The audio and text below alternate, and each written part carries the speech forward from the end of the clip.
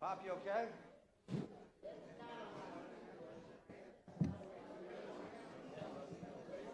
Can I what?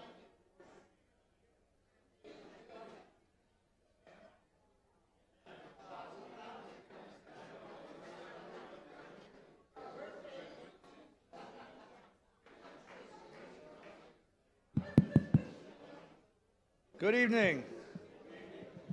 Nice to see you all.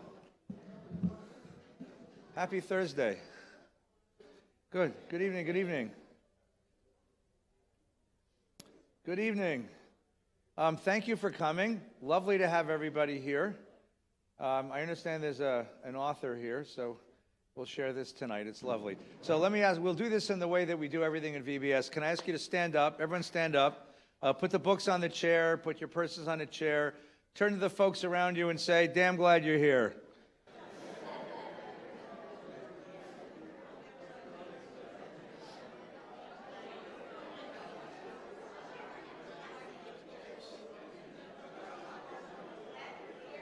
Welcome. Gosh, nice to have you. I'm impressed. Wow.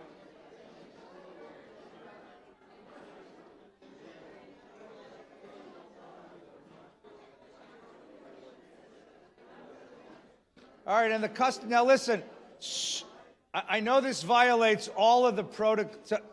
Normally I'd have you put your arms around each other, but the health department will arrest me. So just put your elbows out and touch elbows and join together. Baruch atah Adonai, Eloheinu melech haolam, asher kidshanu mitzvotav etzivanu la'asok b'divrei Torah. Yaseh shalom, yaseh shalom. Shalom aleinu ve'al kol Yisrael. Yaseh shalom, yaseh shalom. Shalom aleinu ve'al kol Yisrael. Yaseh shalom, yaseh shalom. Shalom aleinu ve'al kol Yisrael. Yaseh shalom, yaseh shalom. Shalom aleinu ve'al kol Yisrael. Yaseh shalom, yaseh shalom. Shalom aleinu ve'al kol Yisrael. Please be seated. Welcome. Okay, good.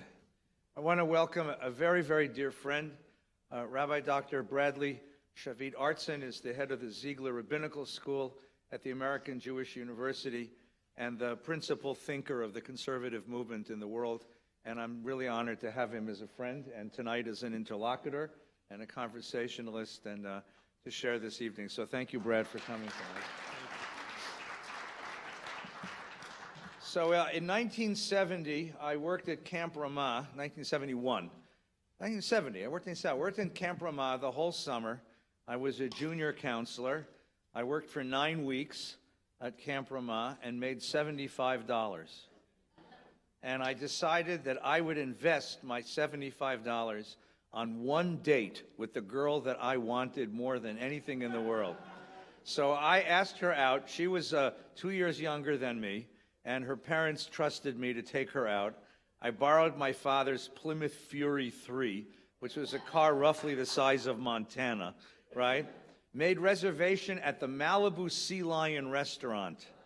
Whoa, got a window seat, ate halibut, watched the waves come up, romantic as hell. Then we went to the Hollywood Bowl. This was late summer, end of the summer, and we went to the Hollywood Bowl. Now, here there's an argument. One of us remembers that it was a Gershwin concert, and one of us remembers that it was Rodgers and Hammerstein. Doesn't matter. Some enchanted evening, you will find a stranger far across a crowded Hollywood Bowl.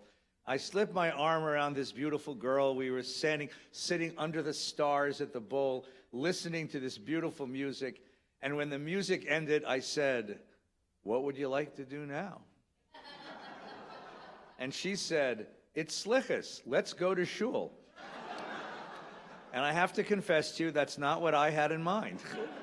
I was 16 years old and healthy, and I had other things in mind, but who can argue? She said, "At Valley Beth Shalom, there's a new rabbi who's supposed to be really great. Let's go hear him. So, against my better adolescent instincts, we drove from the Hollywood Bowl back down here, parked in the farthest end. You couldn't get a parking place. Walked in this place. There were about 1,800 people crowded into the sanctuary, and that was the night of Harold Schulweis's debut here at VBS.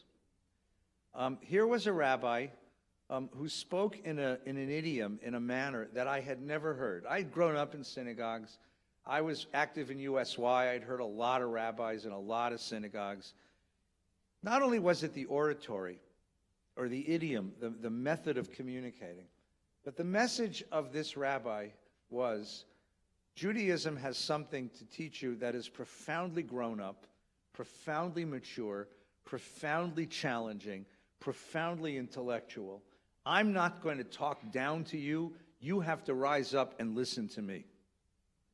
And I was honestly, well, what I've always said before is I fell in love twice that night, right?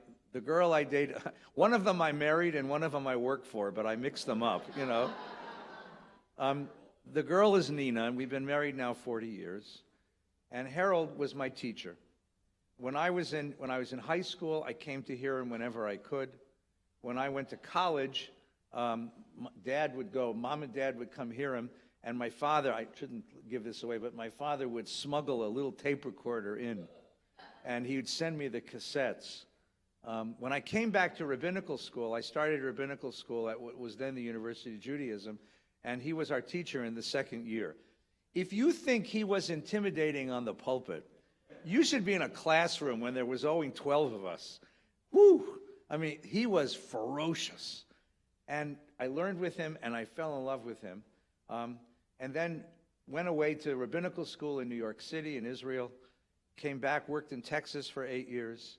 Came back to Los Angeles in 1990. We joined VBS, Nina and I. Started teaching a class. We used to have a thing called confirmation, kids did in their 10th grade, but there was a post-confirmation class for 11th and 12th graders. And he and I, Harold and I, both, Rabbi Schulweis and I taught the class together, which meant once a month I got a half an hour with him. And once he gave me the manuscript of his book and asked me to read it and what I thought of it, and we would have these conversations once a month. And then in 1993, as I was finishing my contract at Camp Ramah, Rabbi Vogel, Stewart, had decided to go to Temple Aliyah, and one night as we were sitting together, Rabbi Schulweis said, well, why don't you come work for me? You can't be a camp director your whole life, right? And I said, really? And he said, yeah. And I interviewed, and I took the job, and we began working together, and we worked together from 1993, until today, frankly, because even though he died in 2014, he inhabits my office, and he still yells at me every morning. Every morning I would come in. I got here early in the morning because I led Minyan for the day school kids. I still do. I'd get here at 8. I'd lead Minyan for the kids. He'd get here about 10 o'clock. He'd he'd get his mail, pour himself a coffee, and then either he would plunk himself down in my office or he would call me into his office, and there would ensue about a 2-hour seminar in American Judaism. He would come in with a question every day. He came in one morning and he said, who is Howard Stern? And is he Jewish? And thereupon a conversation on the coarsening of the American spirit. We talked about Israel, we talked about Zionism, we talked about American Judaism, we talked about every issue that was on his mind, because he was a ferocious insomniac. He couldn't sleep. He couldn't sleep. The only good sleep he ever got was while I was giving sermons on the Bima. He would close his eyes and he'd sleep. That was my gift to him, is that he could sleep.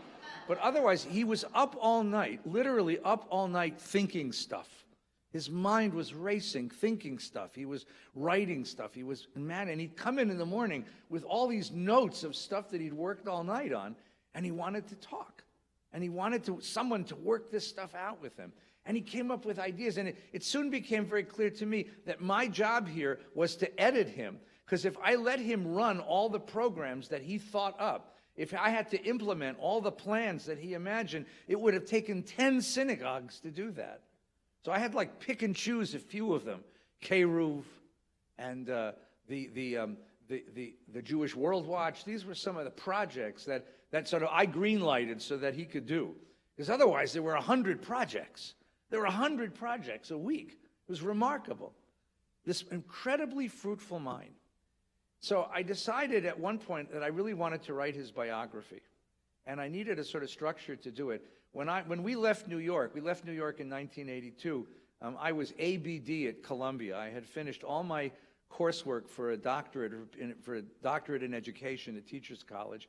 And I was working on a project, and I had passed my exams, and I put in a proposal, and I decided to leave because we wanted to start a life together. And I never finished that doctorate. So I told my friends at JTS that if they ever opened a doctoral program and they let me do it by distance, that I would do it. And I got accepted to that program in 2007. And I said to them, I want to write Rabbi Schulweis's biography. And they said they let me do that. So this book that you've all heard about, this book began as my doctoral dissertation. It was a little more technical then, as doctoral dissertations are, but it was a project. And the really hard part of the project was twofold. Number one was to try to describe the milieu in which Rabbi Schulweis grew up and did his work. Because post-war American Judaism, in the moments that he functioned as a rabbi, was a unique moment in the history of America, in the history of the Jewish people, in the history of American Judaism. And the second thing was that here was a man who was incredibly fruitful. Besides all the sermons that all of you heard, he published 250 articles in journals and newspapers, and I found most of them. There's no bibliography except the one that I created. And my bibliography was 25 single-space pages. That's how many articles and things that he published. So how do you organize all of that? I'm trying to figure out how to organize all of that. And in the end, what I decided, and it's the epilogue of the book, is that really what his accomplishment, although he was very proud of the programs that he introduced, Chavurot and the para-professional counseling programs and para-rabbinics and the Jewish World Watch, although the programs were the things he was most noted for, the real genius of Harold Schulweis was he was able to capture the narratives of American Judaism, the stories we tell ourselves, the way we identify ourselves. And he captured what he thought were the flaws in those narratives. And he corrected the flaws. He corrected the flaw that made the Holocaust the reason we were Jewish. He said, you can't build a Judaism on negativity. You can't build a Judaism on spite for Hitler. It has to be something positive. He corrected the flaw that said you can't believe in God after the Holocaust. He corrected the narrative that said that American Jews are disappearing and that we were inevitably going to assimilate into oblivion. He corrected the flaw that the synagogue is a doomed institution. He corrected these narratives and offered alternative narratives. And it became clear to me that the programs that he introduced were really his way of introducing a different story, a different internal story to the identity of the American Jewish people. And that really was his remarkable genius. And when I figured that out, and I wrote that chapter, I realized that that's what I missed the most about him.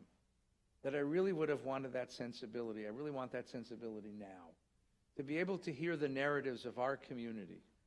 Today our community is plagued with a terrible divisiveness, political, Zionist, and to be able to hear what he would have done with these narratives and how he would have corrected these narratives to give us a new lease on life, the way that he did for the generation for whom he was a rabbi. And that's what I hope to end the book with. I hope that you enjoy the book. Rabbi Artson.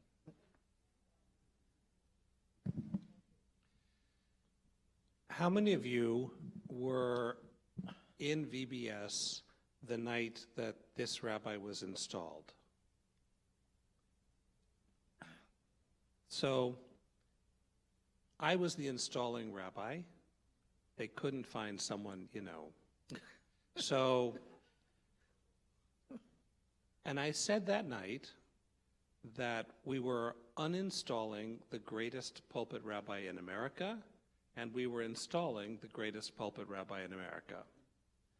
So how wonderful that his Talmid Muvchak, that's a term for your number one disciple. Harold Schulweis had a Talmid Muvchak. and his beloved student and colleague and successor should give us the gift of organizing this amorphous creativity. Schulweis was a spewing fountain of creativity. It just was bursting out of him all the time. And what Rabbi Feinstein makes look easy in this book is he organizes it. And he makes it into patterns so you can see the enormity of what Rabbi Schulweis accomplished. So I thought we could honor the divisions that you've made here and talk about three major categories. He argues in the book, this doesn't mean you shouldn't read it, just because I'm saying this to you, you should read it. He argues in the book that Rabbi Schulweis spoke in three voices. He spoke a theological voice. What is it coherent for us to believe? What can we hold to be true? How do we make sense out of the world? And then he had a second voice, which was his prophetic voice. It's not enough to believe. You show your beliefs not by the words you say in this room, but by what you do out in the world and the kind of world we envision and we create. And then the third piece is the voice of community. How are we there for each other? What are the ways that we take care of each other and take care of the broader community, which is humanity and this planet? So I thought we could talk about each of those three things. So let's start with the theological voice. And I want to lay out what I think is Schulweis's brilliant Copernican revolution, and then have you talk to us about it. Schulweis argued that we focus on the wrong thing when we think about God or blessings, that we think about God the subject, and that creates all kinds of problems for us. If there's an all-knowing, all-powerful God out there, then why do so many disappointing things happen?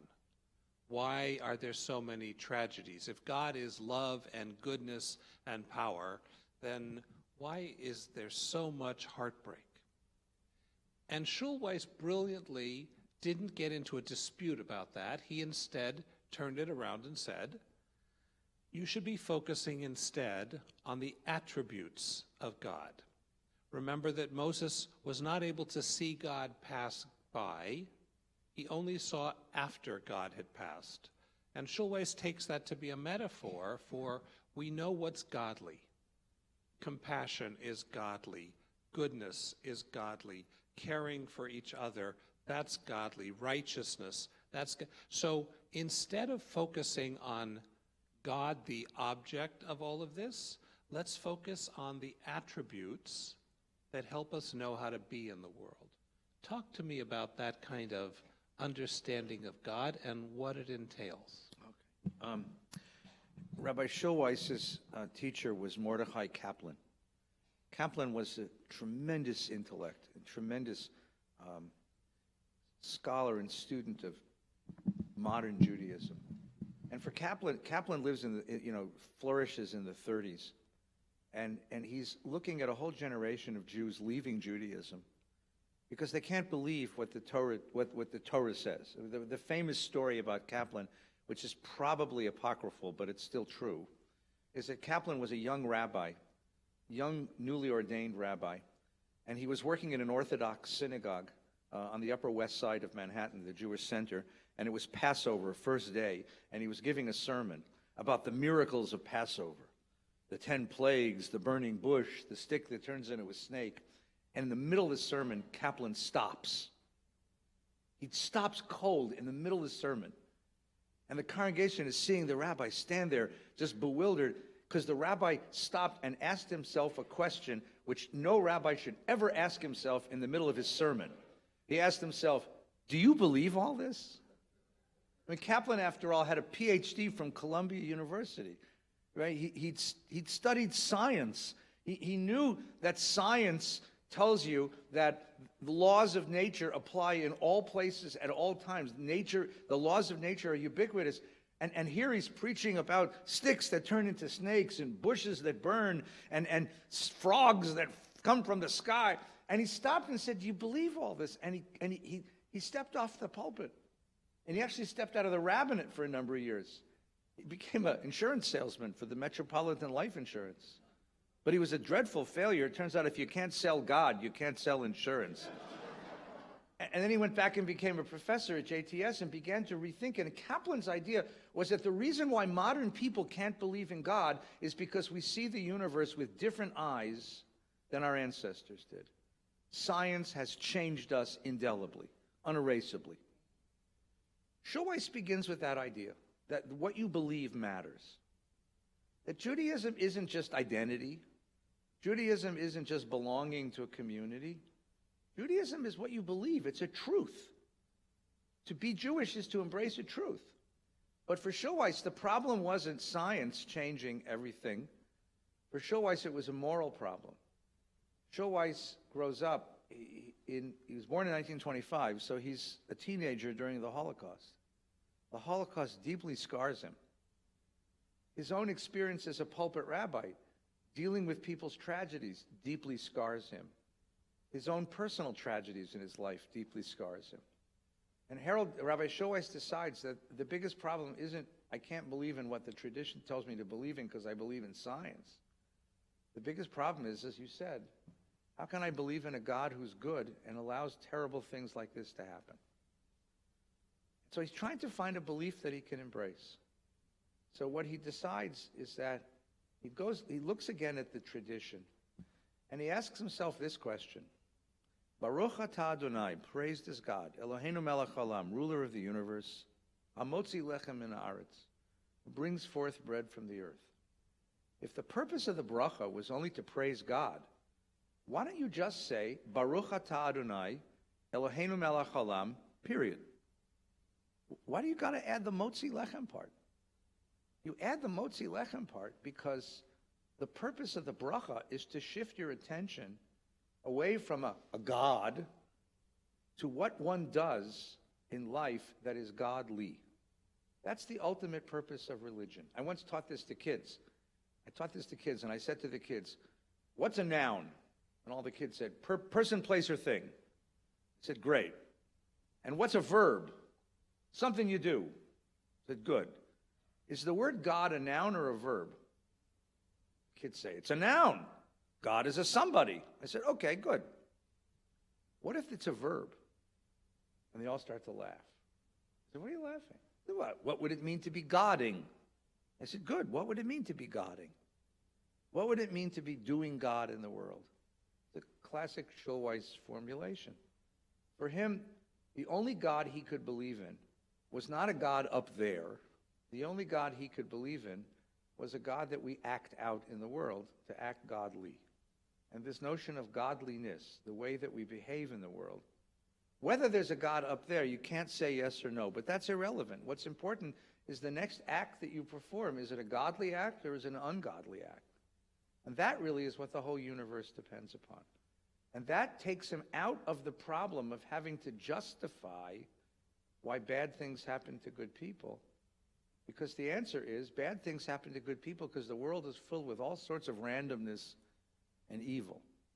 The question is, what are you going to do about it? So for Rabbi Schulweis, the question was always, so you're upset about the evil of the world. What are you going to do about it? The question isn't where was God in the Holocaust. The question was where were we? The question isn't where is God in Darfur. The question is where are we? The question is why doesn't God cure cancer or coronavirus? The question is why don't we? And then I asked him once, okay, so if you believe in godliness, how do you pray? Because I don't know how many of you remember this, but for a man who didn't believe in God, he sure prayed like he did. I mean, he prayed like a chassid, right? So I asked him, how do you say prayers? He said, it's very simple, really. You just add two words. Through me. Through me. Baruch atah Adonai melech haolam, hamotzi lechem min haaretz. Praised is the one who brings bread from the earth through me. Praised is the one who heals the sick through me. Praised is the one who makes peace through me. God, for Schulweis, To believe in God it can only be demonstrated through a behaving of God, and that's his answer. That's the answer to his theological question. So I want to push Rabbi Schulweis a little, and you're the closest here. Rabbi Schulweis and I used to, after he retired, we would go out to lunch, and we would have these conversations. And one time we had our godly conversation, and I said to him, Harold, if there isn't a God, how do you know what's godly? Maybe it's just heraldly, and it turns out that that's just a name for things you like. And his theological answer was to smile and reach for the roast beef, which is a response, and then to say, don't tell Malka we're having this. So, please. That's true, by the way. That was serious. Yeah. So I want to put that question to you, because I don't want to just, his greatness is indisputable, but I think if we had an evening of just praising him, he would be the first one to start yelling at us. Well, so talk about... That's true, by the way. How if you avoid the is there a God, you know what is godly. Okay, but I'll do two things. I'll answer it in two ways. First, let's take on the premise of the question, or the implied premise, and then let's take on the answer. Okay, and then I'll tell you why you're right. Okay? If a guy stands on the corner of Ventura and Sepulveda and screams, God has spoken to me. God has told me the truth. God has told me what he needs us to do. What happens to that guy? He gets elected to Congress. Yes.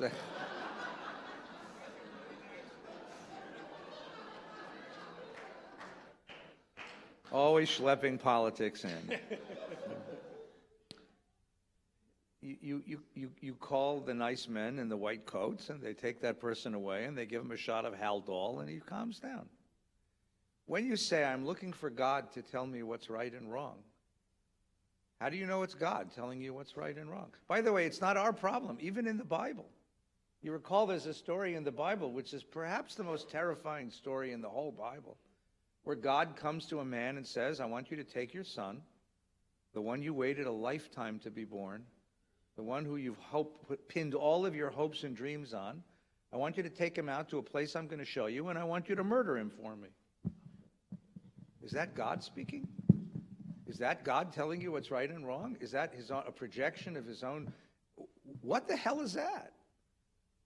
So Schulweis would say, if the premise is that I have to wait for God to tell me what's right and wrong, I'll never know if it's really God and not my own internal life. I'll never know whether it's true. And besides, anyone who tells me that God told him something scares the hell out of me, thank you. So the only way to know is to gather a community together and to live together and work together and struggle together and suffer together, and through our interactions with life as a historical community to hammer out a sense of what we believe is godly. It is out of the matrix of the Jewish people, out of its experience in the world, he says, that we gain a sense of what's godly. There is no such thing as a transcendent ethic except that one. That's the only ethic you're ever going to get that's a true ethic. But we have a long experience experimenting with different ways of life and different modes of being that have given us a clear indication of how life ought to be lived, and that's what we call Torah. Now, I know that doesn't satisfy people. I know people really want a voice from heaven saying, Feinstein, no lobster. Right? I would like that voice. I wish it would say yes, lobster, but it would. But Schulweis would say that doesn't exist in the world. That's a fantasy.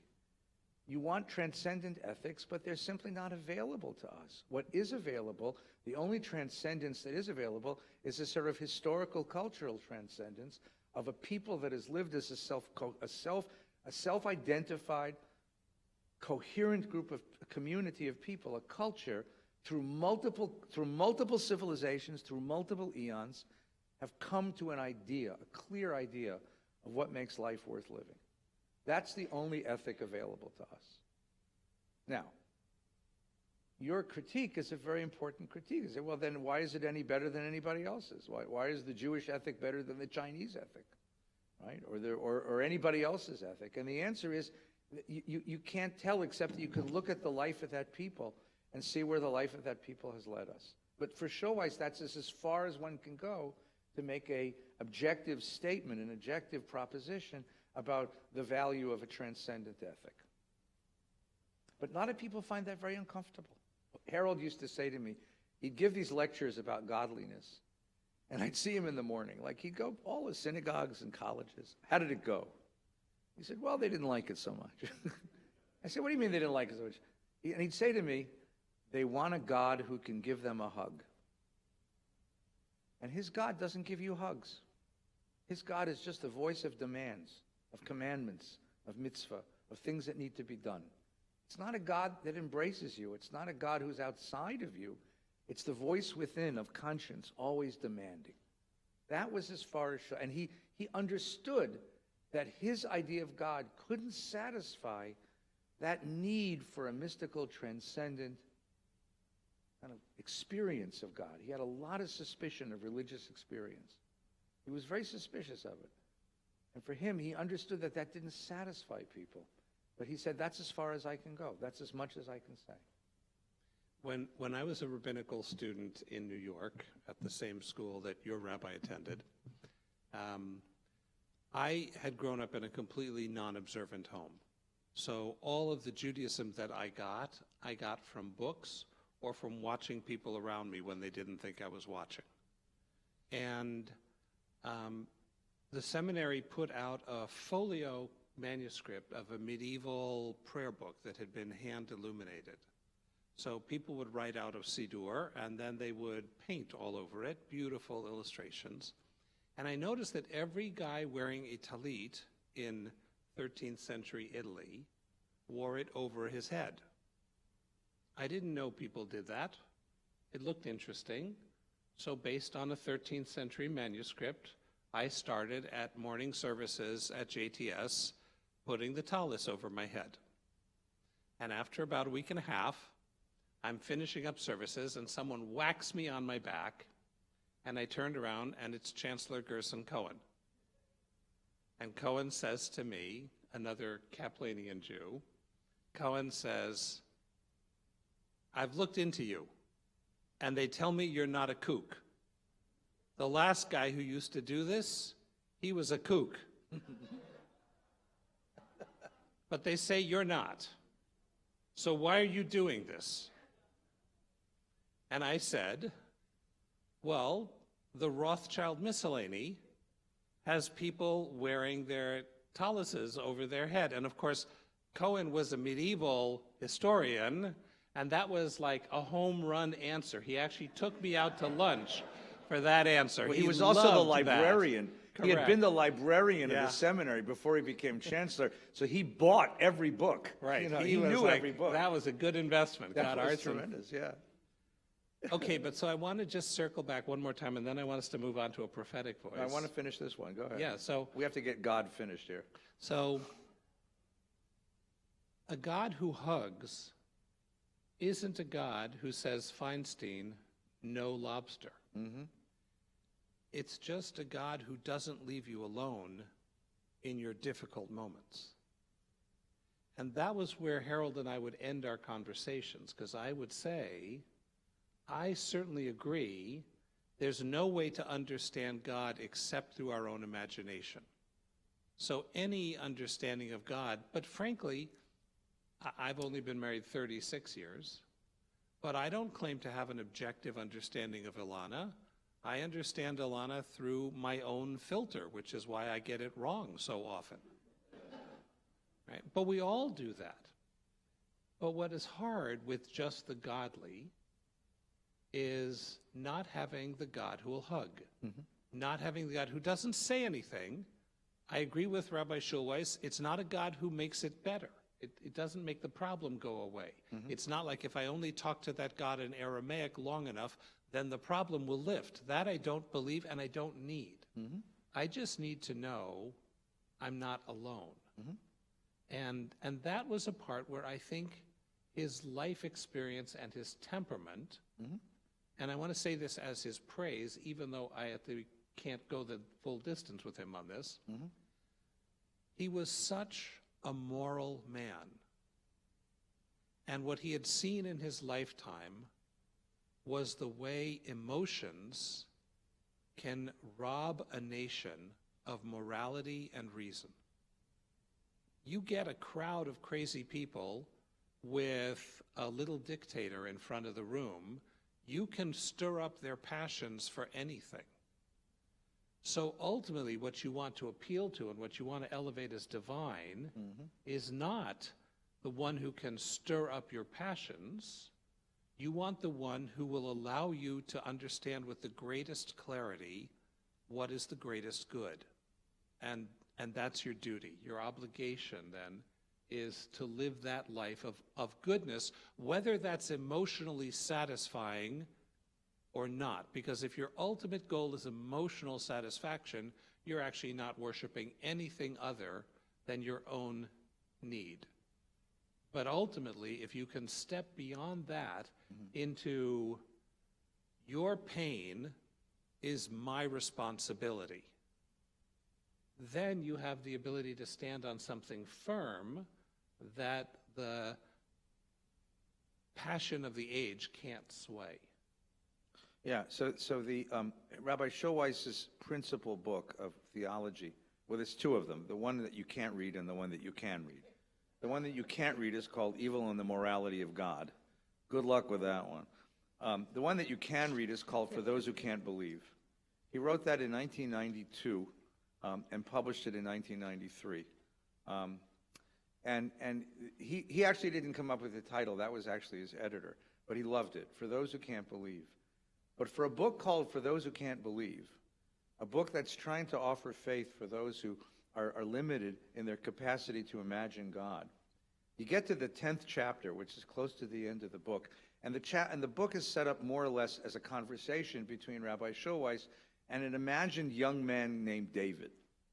And David comes to him and says, I can't believe in any of this stuff. And he's explaining to him prayer and Torah and mitzvah and the Holocaust. And you get to the 10th chapter, and David says to him, well, all that's great, Rabbi, but that's not for me. And Schulweis, you can hear a scream in Schulweis's prose, because he says, what it's clear to him is that what David finds reasonable, he doesn't find authentic. And what he finds authentic, he can't believe is reasonable. That's the trap. What's reasonable is not authentic, and what's authentic is not reasonable. And he says this is David's way out of faith. This is his way out of faith. And now, to me, this is an astonishing confession at the end of the book. For a guy who writes a book called For Those Who Can't Believe, at the end of the book, he realizes he's still not going to believe. Like, you've read 10 chapters, and he still hasn't convinced his interlocutor that he should believe in this stuff. And it was an astonishing confession at the end of the book. Rabbi Schulweis and I used to have the same conversation. I used to say to him, you can teach this stuff, but you can't strip away the mythological language in which it's created, because people need mythology. They need a more emotional, poetic language than the kind of cold philosophical language you're writing in. And he would say, you're just a romantic of the 60s, you know. And he confesses that at the end of the book. I mean, what I argued in the book is that you have here a confrontation of two generations. Schulweis is what you call a modernist. Tradition doesn't work, so he's going to offer you a reasonable modernity. David, his interlocutor, is postmodern. He can believe in many different things, even contradictory things at the same time. Because at different moments of my life, I want different beliefs. I want to believe in a cold rationalism when I wake up in the morning and open the newspaper. But when I put my kids to bed at night, I want what Rabbi Artson is articulating as a God who can protect me and be with me. The only answer is what you said at the very end. As Schulweis got older, he became more mellow. He had 3 heart attacks, and each one of them changed his feeling. And I think that what he would say now, at the end of his life, is he does believe in a God who comes and is with you. And that God comes and is with you through the person who stands with you at your bedside. I mean, the Psalm says, the 23rd Psalm is, Gam ki elech begeit salmavet lo irara ki ata imadi. Though I walk in the valley of the shadow of death, I'm not afraid, because ata, you are with me. Who's that ata? It's God, but in every case, it's the person who comes and holds your hand. And Harold saw that as his, Rabbi Schulweis saw that as his role. When I was sick in 1990, I was sick twice, but when I was sick the first time, we lived in Granada Hills. And he drove all the way up there. I remember Yonah came out of bed and he said, Abba, who's this crazy man in the living room? I said, that's Rabbi Schulweis. And my son Yonah at the time was about 8. He said, that's Rabbi Schulweis? In our house? It was like God came to visit. God came to visit. Like he'd only seen him on the pulpit. And here he was in the flesh, sitting in our living room, drinking tea. But in a certain way, the kid wasn't right. The kid wasn't wrong. Because when I come to stand with you and hold your hand, God is with you. God is with me. And he would say, yeah, God, there is a God who will accompany you through the bad moments. And and that God wears the face of Alana Shavit. And that God wears the face of Jacob and Shira. And that God wears the face of Eli Spitz. And every friend that's always been with you at the moments of your distress. That's the God that's accessible in this world. That's how Rabbi Schulweis would answer. Beautiful. Pass the roast beef. Yeah. All right. So, and one last comment. I've also had the pleasure of taking Malka out for meals, and she has confessed to me that her greatest debt to him is godliness. Yeah. That godliness, that's what saved her greatest debt to Harold was the idea of godliness. That's what saved religion for her. So the next thing that is really one of his just monumental achievements was, it's not new that rabbis are always having to juggle their moral convictions with what their community can tolerate. You're familiar with this here, aren't you? So, if you speak freely about something that you believe to be a moral imperative, and then you alienate your biggest donors so that they leave and the place closes, you haven't done anyone a favor. And you want to be the rabbi to all the people who need you to be a rabbi, which is an incentive to say nothing. And Rabbi Schulweis was extraordinary in being able to run a vibrant congregation that was booming, while at the same time taking very powerful stands that at the time were not universally beloved. Mm-hmm. And frankly, even in an age when most people have long retired and are reading novels or writing novels or whatever, he goes out to handle Darfur and to make that a worldwide cause. Mm-hmm. So let's talk about his prophetic voice, because it flows out of his theology, right? If you are committed to godliness, then the only real sin is to see a problem and turn away.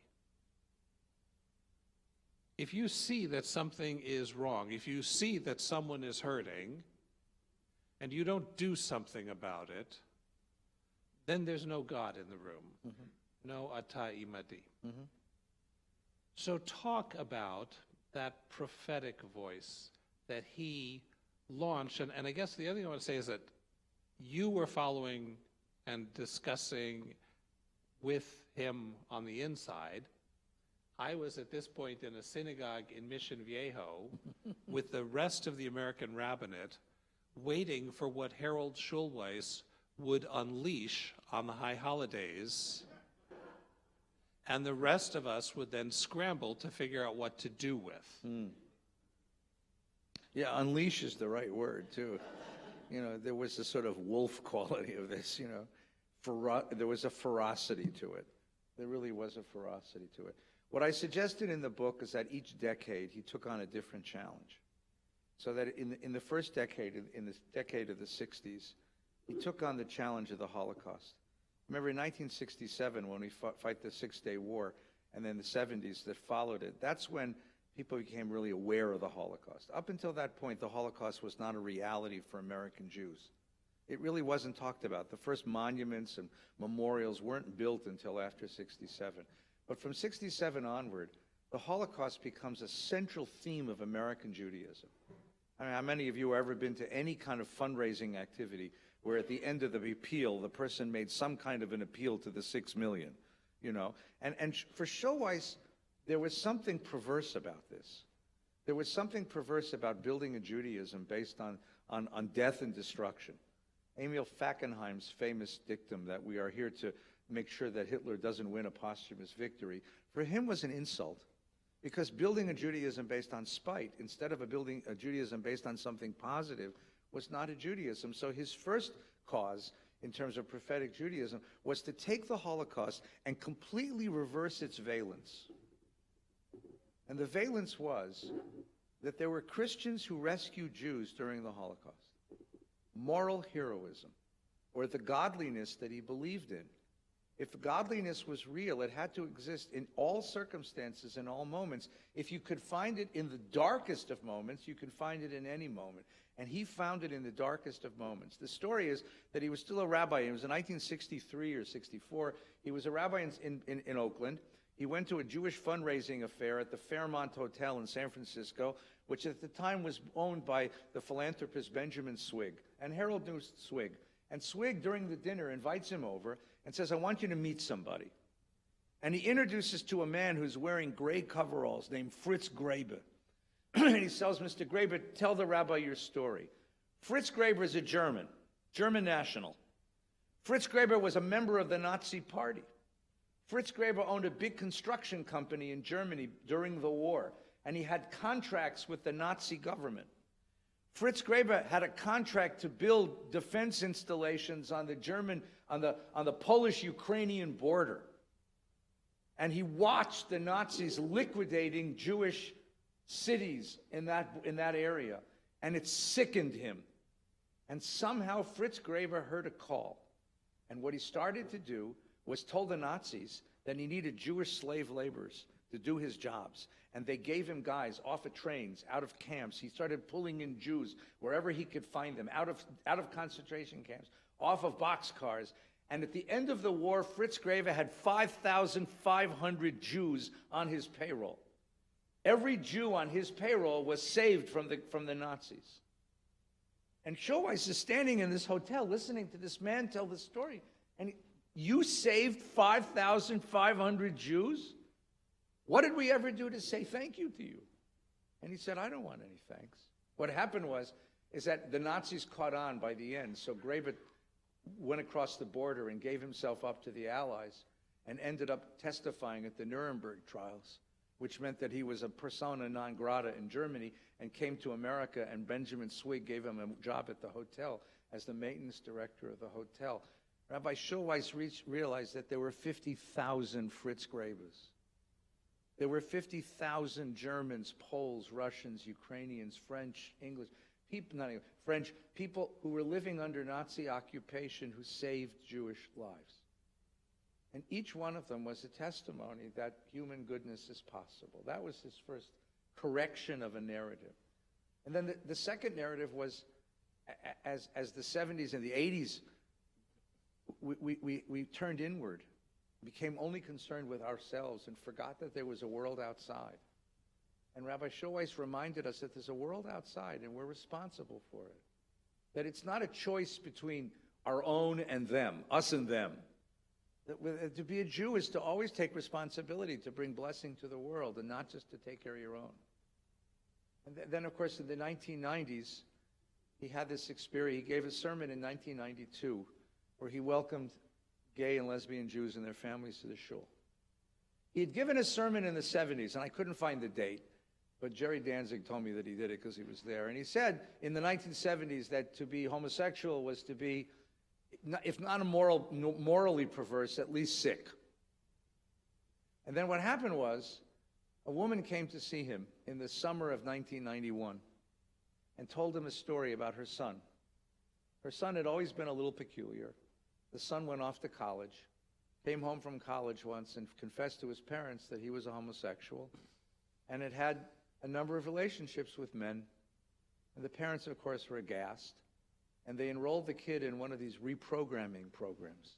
They tried to change him from being gay to being straight. The kid graduated the program and sure enough began dating a girl and having relationships with women, and then went into a terrible depression and killed himself. And the woman reached across the desk and said, "Rabbi, is my son sick? Is my son, in the Bible it's a toeva, an abomination?" And Schulweis realized he needed to rethink his position, so he did a tremendous amount of research, and in 1992 gave a sermon where he said, "I know you're here,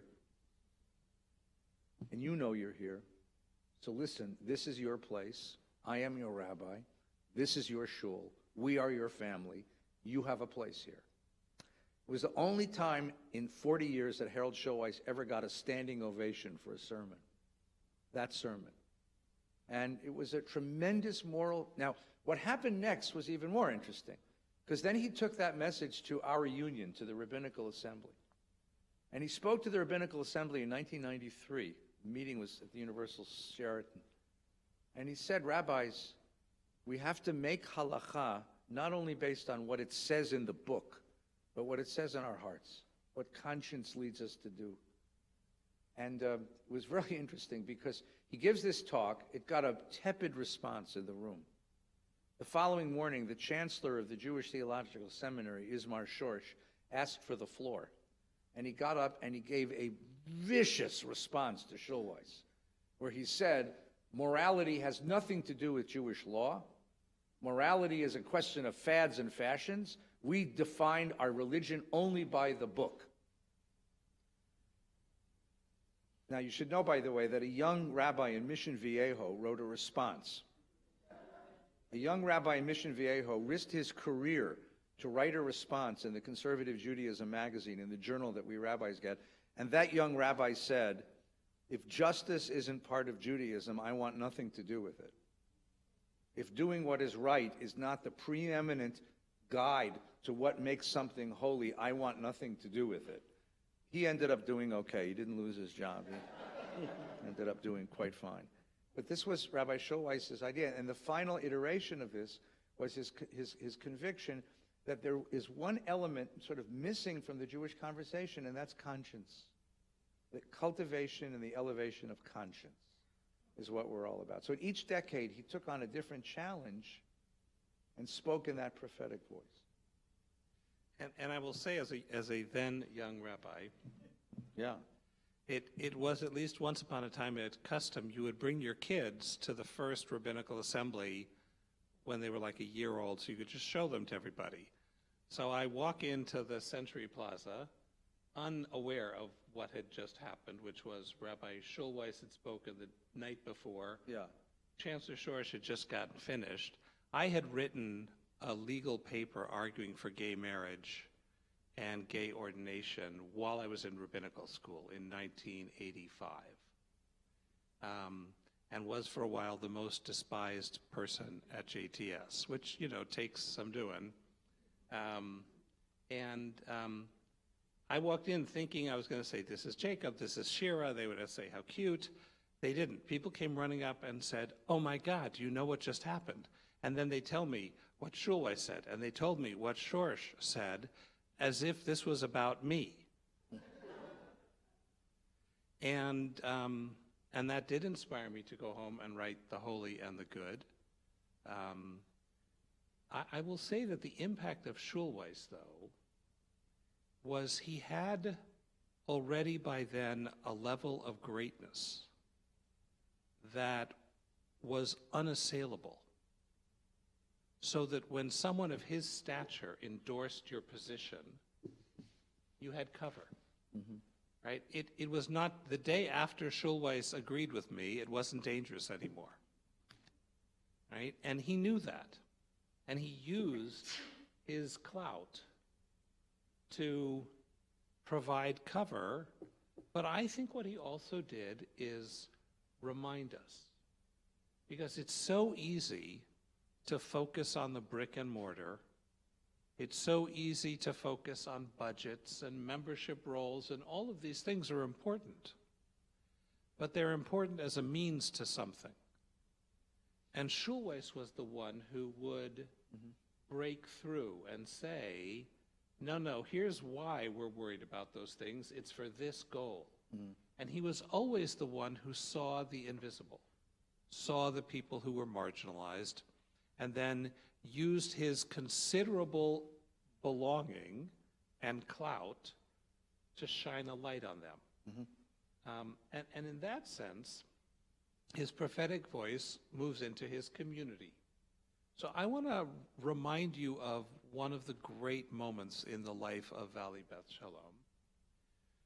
Schulweis not only started a para-rabbinics program, which was, I thought, brilliant, but he also had a way for professionals at VBS to take care of people in the community. I don't remember what you guys called that program. Pardon me? The counseling. So you had therapists who were here to see people. You had lawyers who provided pro bono information. You had people were able to come here not for specifically Jewish problems, but for human problems, life problems. And I think, in a sense, he was standing on the shoulders of the community center movement, right? The shul with the pool. But instead of making it something trivial, there's a Jewish way to play basketball. There is. It's not something people pay money to watch. He said, no, a Jewish home is one where everyone in the family gets taken care of.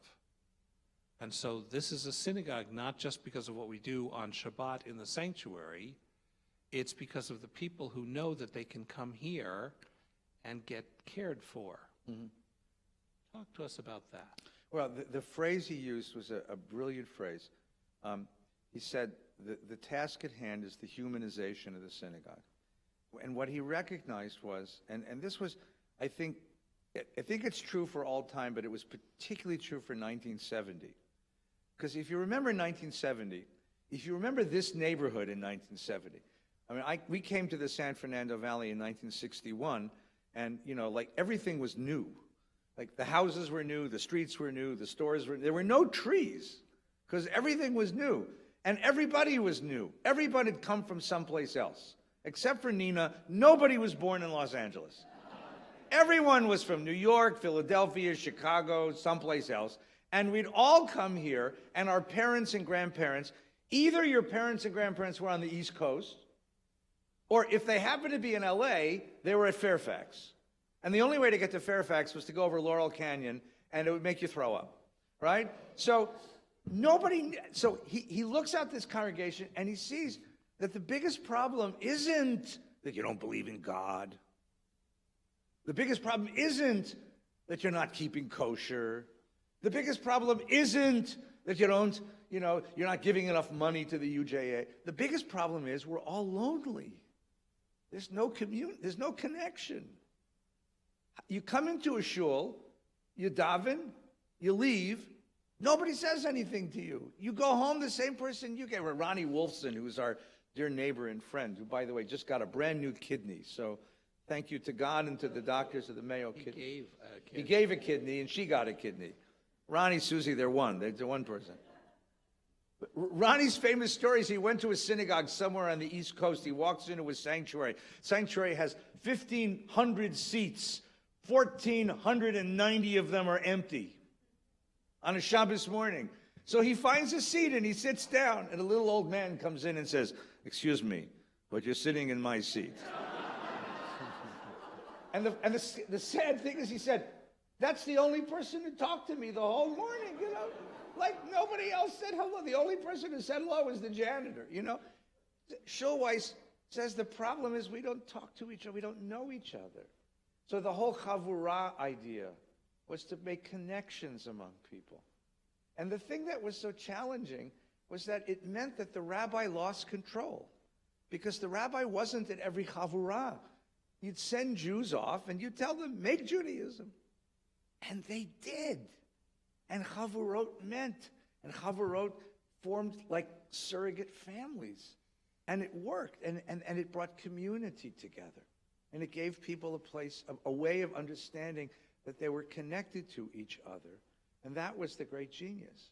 This was what he learned from Martin Buber, that without connection with each other, there's nothing holy in the room. And that was his conviction. That was his conviction.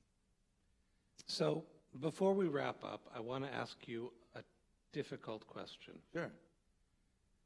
One of the things that is inspiring about Rabbi Schulweis's legacy, and also daunting, is that many of the things that he created no longer have the prominence that they did. So they were created, they flourished, and then they either stopped or they receded. So there are chavurot still, but they don't have anything near the centrality they had in their heyday. Mm-hmm.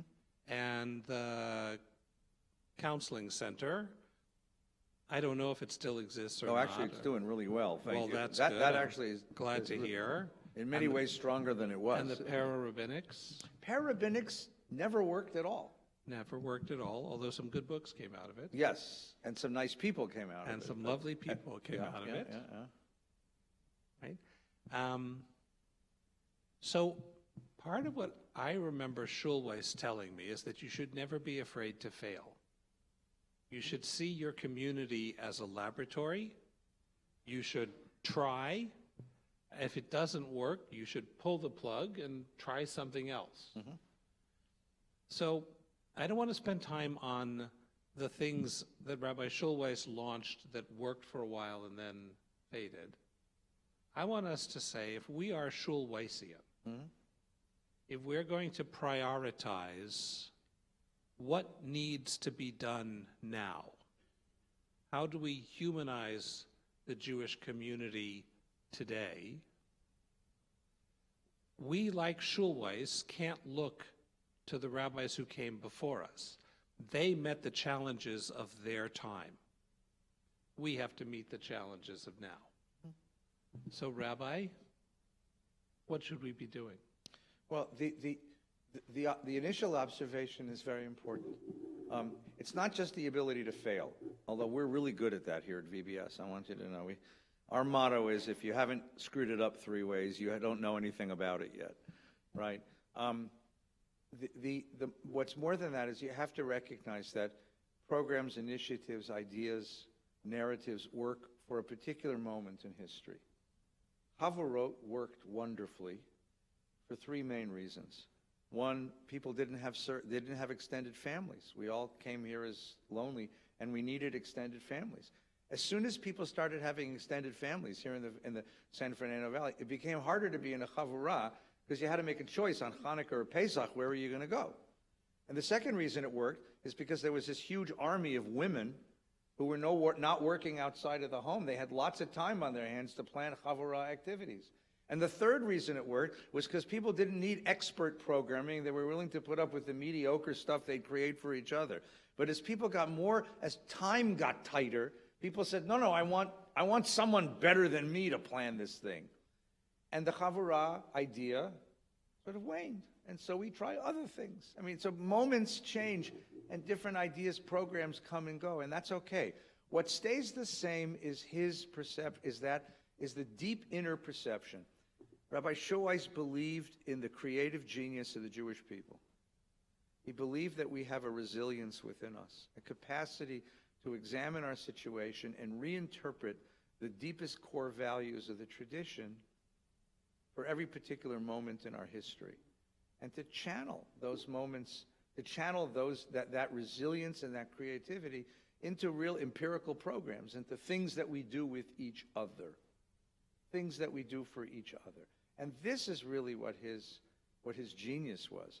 As I say, the genius was to capture the narratives that define us at this moment and change the narratives that he thought were broken narratives.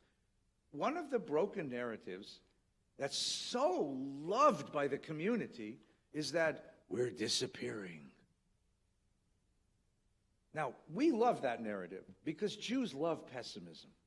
Abba Eban once said the Jewish people are the only people in the world who refuse to take yes for an answer. Right? We just love it. I began the book by quoting the great Brandeis University Jewish historian, Ravidovich, who called us the ever-dying people. That every generation thinks it's the last. Our kids are goyim. Our ancestors were Hasidim. Our kids are goyim. We're gone. We're going to be dying. But the problem is every generation said that because the ever-dying people is an ever-renewing people. And Harold believed in that. He believed in the creative capacity of the Jewish people to create new forms, to recognize, to have the courage to let go of the forms of yesterday, the creativity to form new forms of Jewish life for tomorrow, the wisdom to know what to change and what not to change, what is essential and what is peripheral, and the sense of respect for each other to allow us to experiment in that way and to allow us to discover what works within us. That was really his deepest conviction. If you want to know, the other place where he found God, that's where he found God, in the creative genius of the collective of the Jewish people. And that really is what he asked us to believe in the end. And that's really what we've tried to carry forward in this institution, but in many places where people have been touched by his teaching. That spirit that we're not done yet. We're not the last generation. We're not ready to hang it up. We're actually the first generation of the rest of the Jewish future. And our generation has every right, as every previous generation did, to create a new Judaism that fits this moment. So in our moment, new factors exist. Tonight's program is being live streamed. So for us in the room, and by the way, for those of you at home, there's 1,100 people in the room. But there are going to be 1,100 people at home who are going to watch this. And I get emails from all over the world of people who watch our programs and learn with us and grow with us and pray with us. This is a new fact of Jewish life. Right? When I was a kid, we used to have pen pals in Israel. The 5th grade of the Valley Beth Shalom Day School has a live classroom with kids in Tel Aviv. The kids in Tel Aviv show up on the smart board in front of our room, and the kids here show up on the smart board of the kids in Tel Aviv. And that's live, on instant, on time, live time, classroom conversation. I mean, this kind of thing is amazing. These technological things are new. What's not new is a desire to raise our kids to be children of conscience, children who are demanding of something better of each other and better of ourselves, a community of support and love, a community which loves the state of Israel and the people of Israel and the Torah of Israel. These things are not new, but the new forms that these things will take, that's going to be new. That's what he really believed in. That's a good place to end. Yeah.